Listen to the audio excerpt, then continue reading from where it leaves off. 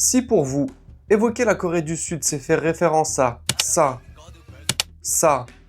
ou encore ça, je dirais que vous n'avez pas forcément tort et que tout se discute. Mais ce qu'on notera surtout, c'est leur capacité à évoluer et à s'exporter à l'international, sur tout type de marché. Et la bonne nouvelle pour nous, grands amateurs de ballon rond, c'est que le football n'y échappe pas. Mais d'autant qu'il n'y a rien qui ressemble plus à un Coréen qu'un autre Coréen. Surtout habillés en footballeur. Surtout habillés en footballeur, ils font tous à peu près 1m70, 1m75, ils sont tous bruns, sauf le gardien, mais enfin ça aide pas trop. Oh non Thierry, t'as pas dit ça. Bonjour à tous et bienvenue sur la chaîne de la mi-temps. On se retrouve aujourd'hui pour évoquer la montée en puissance de ce petit pays qui apparaît comme l'une des places fortes de son continent. Je vous propose donc, sans plus attendre, de vous plonger dans l'univers du football sud-coréen. Allons directement dans le vif du sujet. Si l'on devait mettre en relation la Corée du Sud et le football, on penserait directement à la fameuse Coupe du Monde 2002. Co-organisatrice avec le Japon lors de cette édition, c'est à ce moment-là que le pays s'est découvert en tant que vraie nation de football. Gus Hiddink arrive en mission pour reprendre cette sélection totalement à la dérive juste avant cette fameuse Coupe du Monde. Il faut dire qu'au début, il a du mal à convaincre puisque ses résultats ne sont pas du tout à la hauteur. En témoigne la Gold Cup qui joue en tout début d'année 2002 et qui n'est clairement pas une réussite. Mais le sorcier blanc néerlandais sème ses graines et sait où il va. Pragmatique, ayant une forte personnalité, Hiddink bouscule les codes coréens, basés sur des traditions influencées par le confucianisme. Fini la hiérarchie, il met en avant le mérite de la performance et prône pour une communication jusque-là totalement inexistante entre les anciens et les nouveaux. Selon ses dires, avant son arrivée, les tables de repas étaient rangées par tranches d'âge sans que les jeunes puissent parler aux plus anciens. Mais les traditions, ça a aussi du bon. Dans ce pays fort par sa discipline et son unité, il mise sur le dépassement collectif pour pouvoir performer lors de cette compétition. Car oui, la tâche s'annonce compliquée. Sur les 4 participations précédentes en Coupe du Monde, les Red Devils, surnom donné aux joueurs de la sélection nationale, n'avaient jamais gagné un seul match. Avec un effectif évoluant quasiment dans le championnat national, hormis 5 qui évoluaient au Japon et seulement 2 en Europe, il met l'accent sur la condition physique, avec un programme d'entraînement rigoureux axé sur l'endurance, la vitesse et l'agilité. Le pressing collectif, les transitions rapides entre la défense et l'attaque permettent aux Coréens de sortir du groupe en battant la Pologne, le Portugal et en ayant fait un match nul face aux Américains. Et la suite ne sera que conte de fées. La Corée du Sud se hissera jusqu'en demi-finale après avoir éliminé l'Armada italienne et la sélection espagnole. Et peu importe si les polémiques arbitrales autour de leur parcours ont été largement exposées et à juste titre, la Corée s'est forgé un nom sur la scène mondiale. Une épopée qui inscrira Gus Hiddink dans l'histoire du ballon coréen, avec aujourd'hui des stades qui portent son nom dans les 4 coins du pays. Sur la scène mondiale, c'est le pays asiatique avec le meilleur pédigré à ce jour, comptabilisant 11 participations en Coupe du Monde avec notamment 2 huitièmes de finale et cette fameuse demi qu'on a évoquée juste avant. Sur le continent, ils ont remporté les 2 premières éditions de la Coupe d'Asie, en 1956 et en 1960. Ils ne sont pas les plus titrés, mais ce sont ceux qui ont participé le plus avec 15 éditions, à égalité avec l'Iran. Ils possèdent le plus gros palmarès de médailles avec 4 en argent et 5 en bronze, qui viennent s'ajouter aux 2 sacres. Côté jeunes, le palmarès est tout aussi notable, avec par exemple les U20 qui comptent 12 victoires en 43 éditions et 26 podiums.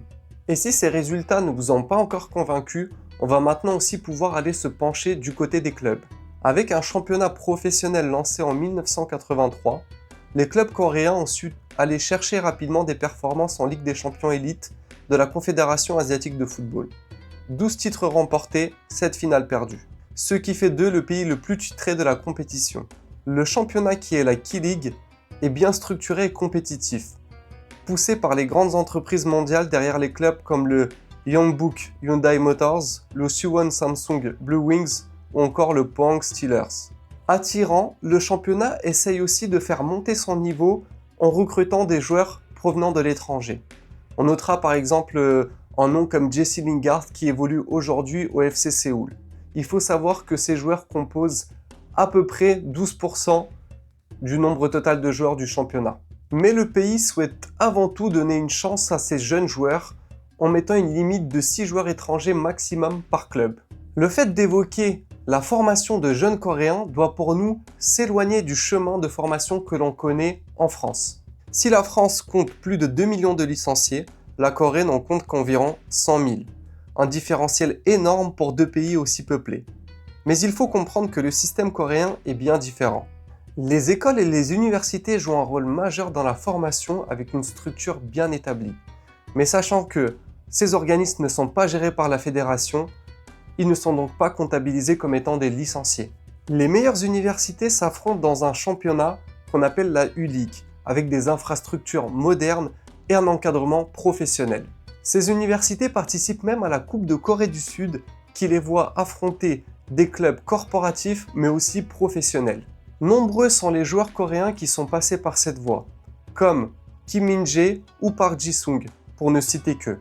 N'étant pas le sport le plus pratiqué du pays, cette culture du foot populaire que l'on connaît notamment en France avec des clubs qui sont au fin fond des villages, c'est beaucoup moins répandu en Corée du Sud, et on le voit par le nombre de clubs qui existent dans le pays. La Corée du Sud tire donc un rendement exceptionnel d'une base très réduite quand la France, elle, mise sur un réservoir gigantesque. Conscient de ça et s'appuyant aussi sur la mentalité, la rigueur et le perfectionnisme, des clubs investissent dans la formation du pays pour pouvoir mettre la main sur les futures stars de demain. Des clubs européens, et à titre d'exemple le PSG, ont déjà pris ce créneau. Sur cet article datant du 2 septembre 2021 sur le site officiel du club, ils annonçaient 4 ouvertures de PSG Academy pour accueillir 2000 jeunes d'ici fin 2024. Une nouvelle étape dans le développement de la marque PSG, disent-ils, avec pour objectif de devenir la meilleure académie du pays. Trouver les pépites de demain est une chose, mais les pépettes d'aujourd'hui sont aussi primordiales dans ce mouvement. Il faut savoir que l'article publié juste avant était en fait dans la continuité de l'ouverture d'une boutique du PSG dans la ville de Séoul. Et avec l'arrivée de Kang In-lee en 2023 au club pour 22 millions d'euros en provenance de Majorque, ne fait que renforcer l'idée commerciale du marché asiatique. Tout comme les footeux, on va se dire les choses. Kang In-lee n'est pas un mauvais joueur, mais on peut émettre un doute sur sa capacité et sa qualité à pouvoir évoluer dans un des plus grands clubs d'Europe comme celui du PSG par exemple. Mais qu'importe, le résultat est là. Un article de Foot Mercato relayait une info du Mundo Deportivo en avril 2024 et donnait ces informations. Suite au départ de Neymar et Messi, Kang In-lee était le maillot le plus vendu sur la plateforme en ligne du PSG, devant Kylian Mbappé, et second sur les ventes physiques. Son arrivée a vu une augmentation de plus 20% de supporters coréens au Parc des Princes et plus 300% pour le Stadium Tour. Parlons d'une légende du football coréen, Park Ji-sung. Super joueur qui a brillé avec le PSV Eindhoven de Guus Hiddink avant de s'engager en 2005 avec Manchester United. Sir Alex Ferguson avait dû se justifier et mettre en avant ses qualités de polyvalence et d'endurance devant des interrogations quant à une éventuelle motivation commerciale de ce deal. Park lui-même avait affirmé que son objectif était de prouver sa valeur sur le terrain, déclarant « Je veux montrer ma valeur à United en termes de mes capacités, pas pour une stratégie marketing pour l'Asie. Je ne vais pas en Angleterre pour des affaires. » Bien que le recrutement de Park n'était motivé pour cette raison, sa présence a eu un impact significatif sur la popularité de Manchester United sur le marché de l'Asie. En Corée du Sud, plus d'1 million de personnes possédaient une carte de crédit ou de débit aux couleurs du club et plus de 27 millions de Coréens se déclaraient en tant que supporters de Manchester United à cette époque. La formation et l'exportation de joueurs coréens se fait aujourd'hui de manière récurrente vers l'Europe. La star actuelle est bien évidemment Min-son, qui fait les beaux jours des Spurs de Tottenham, depuis 10 ans avec plus de 170 buts inscrits en 450 matchs. Mais avant d'aller en Angleterre, il a été formé en Allemagne et plus précisément à Hambourg. Cette passerelle est forte entre les deux pays puisque c'est en Allemagne qu'on a vu évoluer le plus grand nombre de joueurs coréens, avec 24 en Bundesliga et pareil pour la Bundesliga 2, qui est l'équivalent de la deuxième division. Cha Bung-kun a été celui qui a ouvert la voie dans les années 80. À une époque où il était rarissime de briller en Allemagne, cet attaquant d'1m79 l'a fait. Passé par l'Eintracht Francfort et le Bayer Leverkusen, il a inscrit plus de 120 buts au total pour ses clubs. Un lien qui n'est pas près de s'arrêter, puisque les bonnes relations et les traits de caractère communs entre les deux pays renforcent les échanges universitaires et la confiance du football allemand par rapport au talent des joueurs sud-coréens. L'Allemagne et la Corée ont aussi un autre point commun, celui de connaître ou d'avoir connu la division de son pays. Dans ce contexte où le pays est toujours en état de guerre depuis 70 ans, ce qui oblige tout homme de 18 à 28 ans à effectuer un service militaire de 18 mois minimum, sauf cas exceptionnels comme le sacre aux Jeux asiatiques de 2018 qui a permis à Heung-min Son d'être exempté de cette longue peine, la Corée se forge son identité nationale, disciplinée et combative. Elle souhaite continuer à affirmer sa puissance sur la scène internationale, y compris à travers le football. Et malgré un vivier plus restreint que d'autres, la Corée du Sud démontre qu'il est possible de compenser la quantité par la qualité au travers de tout ce que l'on vient de voir ensemble. Avec des moyens limités mais une rigueur impressionnante, la Corée du Sud peut-elle selon vous viser encore plus haut? Dites-moi ce que vous en pensez en commentaire. Et voilà les amis, on arrive donc à la fin. J'aimerais tout d'abord faire une dédicace à Kylian avec qui j'ai pu échanger sur Twitter et qui est un connaisseur du football asiatique de manière générale. Donc si vous ne connaissez pas encore le personnage et que vous avez envie de découvrir ce football-là, je vous balance la page Twitter juste dans la description de cette vidéo. Voilà, sinon j'espère que la vidéo vous aura plu.